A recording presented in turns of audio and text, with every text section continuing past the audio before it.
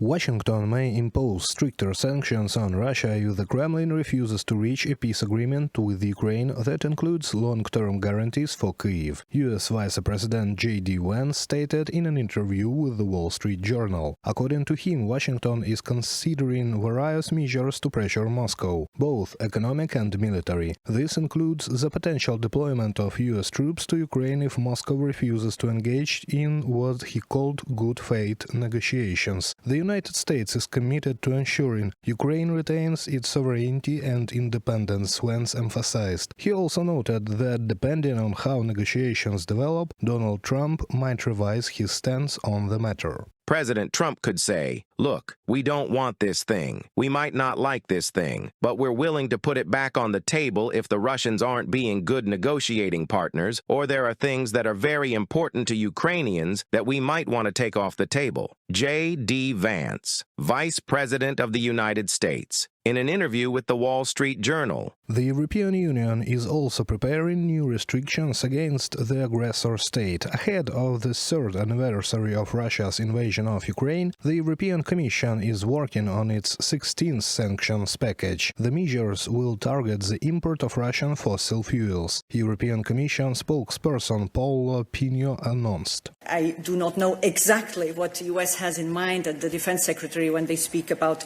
sanctions on energy. I don't think that they have been explicit about it, but we, on our side, on the side of the EU, have a number of packages. We're now on the 16th being debated, which affect also energy and which contribute to the gradual phasing out of our imports of fossil fuels from Russia. They are part also of our gradual phasing out of dependence on fossil fuels from Russia, which is also again reiterated in our what we call the Repower EU objectives, which is indeed to gradually, totally phase out. While Kyiv's partners discuss additional sanctions, experts are analyzing the impact of those already in place. For instance, U.S. sanctions imposed in January 2025 against Russia's shadow fleet have already disrupted 60% of sanctioned vessels, halting their oil transportation. This data gathered by Bloomberg's ship tracking sources suggests that these sanctions, combined with strikes on Russia's energy infrastructure, will force the aggressor state to reduce fuel production, analysts say.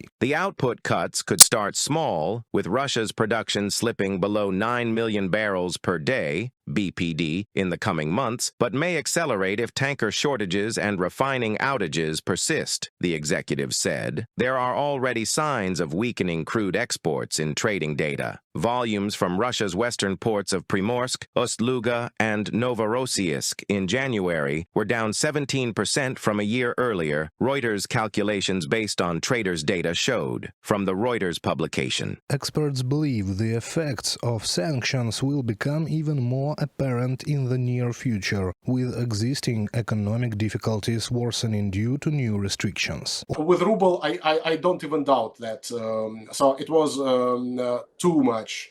First of all, it's the exchange rate which is not comfortable for many of the exporters and which is not comfortable for the federal budget. We've seen that last year, and no doubt there will not be much federal budget revenues.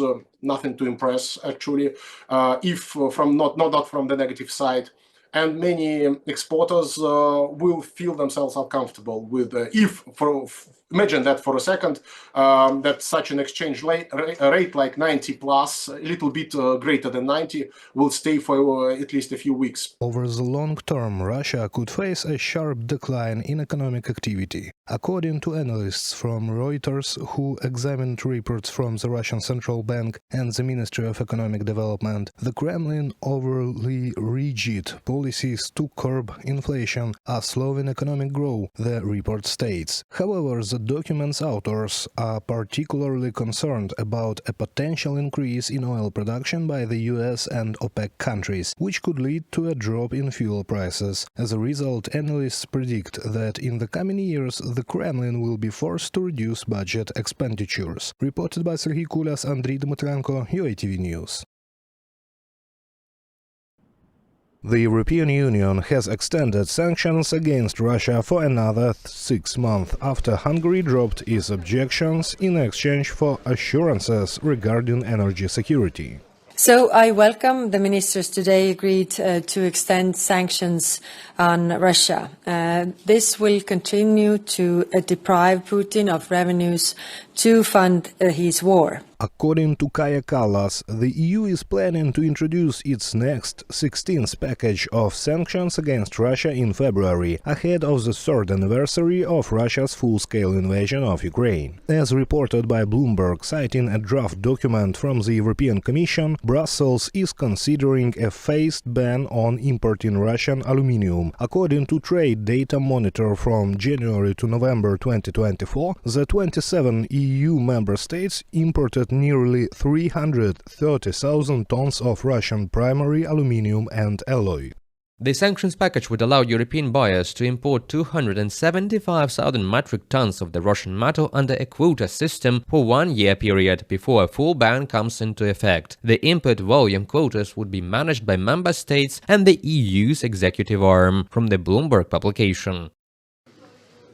The EU is also considering phasing out Russian liquefied natural gas. However, for now, the 27 member states are discussing a gradual reduction in purchases. According to a Kpler report published on January 28, Russian LNG shipments to the EU reached a record height of 33.6 million tons in 2024. In December 2024, 10 EU countries, including Finland, Poland and the Baltic states, urged the European Commission to impose a full ban on Russian pipeline gas and LNG imports. Lithuania remains hopeful for the upcoming EU roadmap to completely sever all Russian energy ties. Žygimantas Vaičiūnas, Minister of Energy of Lithuania, in a commentary for Politico. The EU's 16th sanctions package against Russia includes penalties for 74 oil tankers belonging to Russia's so-called shadow fleet. The document notes that certain exceptions will apply. The package also proposes restrictions on software and other technologies used in the Russian military's weapons systems. The measures target dozens of companies, including many firms in China, Turkey and other countries that have helped Moscow bypass existing sanctions. We discuss what more can we do, putting pressure on Russia to end this war. It is also good that US President Donald Trump has put the pressure on Russia to say that it's in their hands to end this war. US Secretary of State Marco Rubio welcomed the EU expanded sanctions against Russia. During a phone call with EU High Representative for Foreign Affairs and Security Policy Kaja Kallas, he emphasized the importance of strengthening transatlantic security. The EU and the US are always stronger together, the EU head of diplomacy concluded. Reported by Serhiy Kulas, Christina Dombrovska, UATV News.